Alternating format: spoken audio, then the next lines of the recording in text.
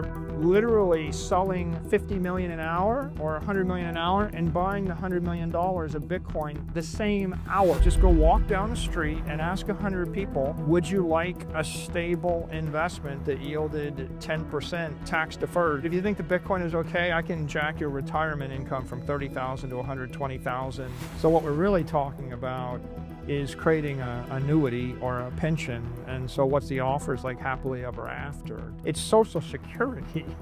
That's the product. For how many people? Like 1 billion? Welcome back to the channel. Aaron here from the Bitcoin Bros coming back at you with another video here today. As you just saw in that clip, that was Saylor talking about STRC, the power of strategy. So in today's video, we're going to be getting into strategy, going over some Bitcoin updates and some traditional finance updates as well in the TradFi markets. And I'm going to be talking about why I believe Bitcoin is more linked to the traditional market now more than ever. So stay tuned. A lot of useful information in today's video. But as you see right here, the most important orange dot is always the next.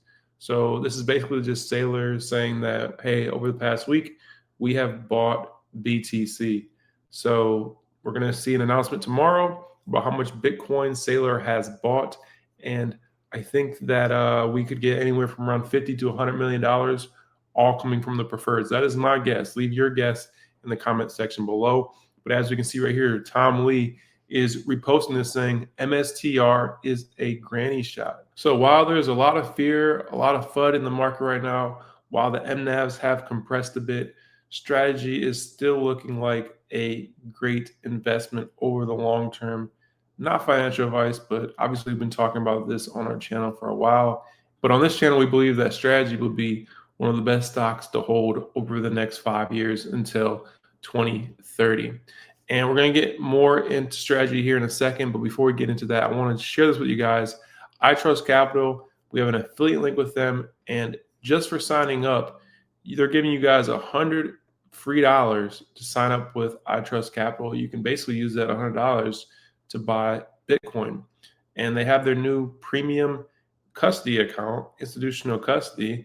So basically what this account is, you can hold Bitcoin, other crypto assets, gold, and they're really locking down the security of your account.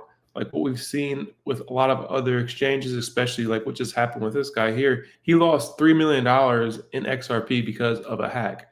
With the new iTrustCapital premium account, even if your account gets hacked, the hackers will not be able to send your funds to an account that you don't own. So they're really locking down the security of, having a crypto account in a different type of way. So make sure to check that out. You can hold your Bitcoin, hold other crypto if you're interested in that, or even gold with iTrustCapital. And they also have their traditional Roth or SEP, their IRA product where you can roll over your 401k or some of your traditional retirement accounts into iTrustCapital and hold Bitcoin in the traditional account as well. So make sure to check them out, giving you guys a free $100 just to sign up. And they've been around for quite some time, and we definitely trust them as a custodian. But to get back into the video here, MSTR is still below $300. We closed Friday at around $290. Over the past 3 months, we're down 36%. And because we're down 36%, a lot of people in the community, a lot of MSTR holders are not happy right now. There's a lot of FUD. There's a lot of people saying MSTR is dead. The MNAV is going to trend to 1 and is never going to come back up. There's just a lot of fear, uncertainty, and doubt. But we've also seen this in the Bitcoin and crypto market many, many times before. Every single time Bitcoin goes down, every time this crypto market goes down, everybody's saying that it's dead and it's never going to come back. And we're seeing that right now with the Bitcoin treasury companies and with strategy. A lot of people are saying strategy is dead, it's not going to come back, and the MNAV is never going to expand ever again. We really just aren't understanding that these markets are very cyclical. And there's going to be hype cycles, and there's going to be cycles where there's contraction and there's bear cycles. But when there's bear cycles and when there's a lot of fear in the market, that's when you should be picking up Bitcoin, picking up strategy, or your favorite Bitcoin treasury company that you think will perform well in the future. And then to get into the most actively traded U.S. stocks on Friday, strategy coming up here in around the top 15 with around $3.8 billion of actively traded volume. They were up around 2% on the day, so that was good to see, but shows there's still a lot of demand for strategy stock, a lot of volume. So this is definitely good. Trading with some of the biggest companies in the world. Even though strategy right now is outside of the top 100 market cap companies, is still trading almost every single day with the top 20 companies in the United States in terms of volume. So that could potentially be telling where strategy is headed in the future. And then I want to get into more of the traditional market here, talk about, the Bitcoin ETFs. As you can see, last week we've had some major sell-offs in the Bitcoin ETFs, and this is basically due to Trump coming out and talking about the 100% tariff on China. And you guys update on that. You can see right here, President Trump says he is not looking to destroy China and calls President Xi a smart leader who is open for a deal. So once we get a trade deal with China and the United States, if it's favorable for both sides or it makes sense for global trade, this is going to be good for the markets. And we could see Bitcoin start to go back up after this. We could see gold start to trade sideways or even go down a bit. We could start to see some more rotation back into Bitcoin. There's a lot of fear around, this trade talk. And this is why gold has had such a massive move in the past week. And this is just in my opinion. But gold literally added $2 trillion of value in a single week. That's basically the entire market cap of Bitcoin in one single week.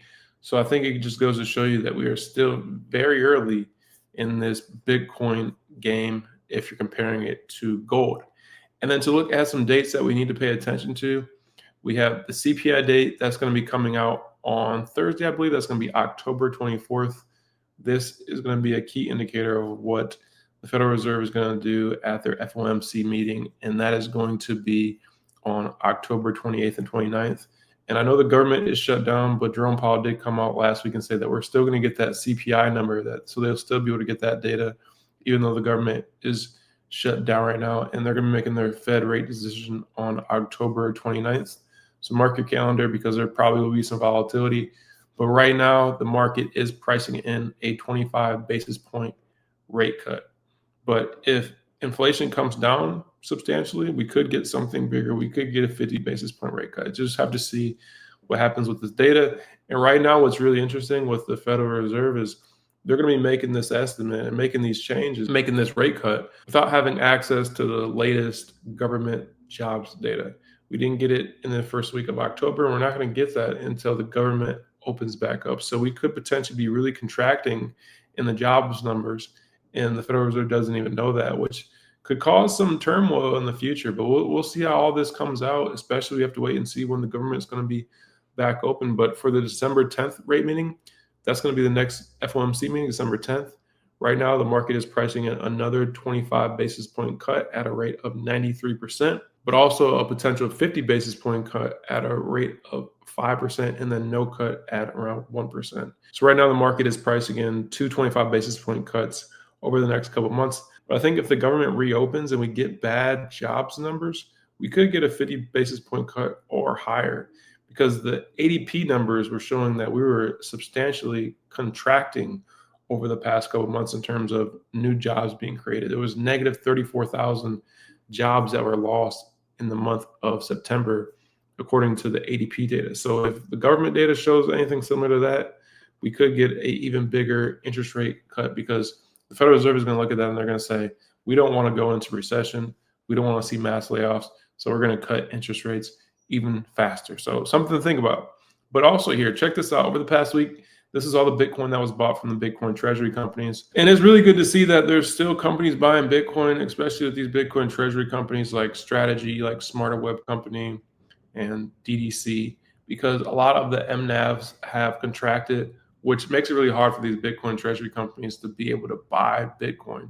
But as you can see right here, some of these companies are still buying Bitcoin, around 1,000 Bitcoin from the Bitcoin treasury companies over the past week. And then what's also really good to see here is if you look at all the Bitcoin treasury companies, you don't see any selling. You don't see much selling. All of this is green. You see green, which means that they're adding more Bitcoin, and the companies aren't selling Bitcoin. And right now, the total of all public companies, they total over 1 million Bitcoin, 1,048,000 BTC. So my thoughts on the market right now is I believe that the 4-year cycle may be invalidated. I believe that I'm at like a 60, 40%, 60% that we're going to have an elongated cycle, 40% we may still have the 4-year cycle.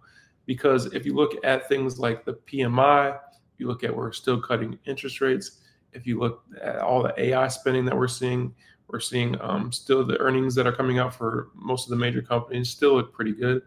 I think unless we have a major recession, I don't think we're going to see the S&P continue to go up and then Bitcoin go down just because we're in some 4-year cycle. I think once we roll around to like January, February, March next year, the 4-year cycle fears are going to go away. People are going to realize Bitcoin is probably not going to go down 70% again because it's very tied to the traditional markets. And we see this in the Bitcoin ETF flows. We saw sell-offs last week because of basically what Trump came out and said with the tariffs. There's fear in the market, there's fear in the traditional markets, and there's sell-offs in Bitcoin. And that's why gold went up. So unless we see the S&P go down 20, 30% next year, I don't expect Bitcoin to drop if the S&P is going to be going up another 10, 20% next year. So that is just my thoughts. Leave your thoughts in the comment section below. Curious, do you think we're going to be going into another bear market? Or do you think that this time is different and this cycle will be extended? Leave all your thoughts in the comment section below. I appreciate you watching all the way to the end of the video. And I have a clip here from Samson Mall that I want to share with you guys at the end. But I'll catch you guys in the next one and have a great rest of your day. I also have another theory called max pain theory. And that is like the most painful outcome for the most people is the most likely outcome. So if we think that Bitcoin volatility is always going to be low, and we just gradually step up to 1 million and to 10 and to dollar parity with sats, that is the best case for the world. Everyone has a long time frame to accumulate. Everyone has time to buy. And I don't think that's going to be the case. And I think a lot of people realize this. If you look at Saylor and strategy, he's buying anytime. Like it doesn't matter if it's a top. He doesn't care about dips because there is this urgency because the time is running out to buy Bitcoin at these low prices. So we're going to see a fast run up, and gold is a good parallel for what we're likely to experience with Bitcoin. If you look at the picture circulating right now on the internet, there are people lining up, forming queues to buy gold, and gold is at an all-time high. So nobody wants Bitcoin when it's in the low 100Ks, but once we get to like $500,000 per Bitcoin, I think the world's going to wake up, central banks are going to wake up, and nation states are going to start joining the race. And that's when you go to 1 million very quickly and beyond.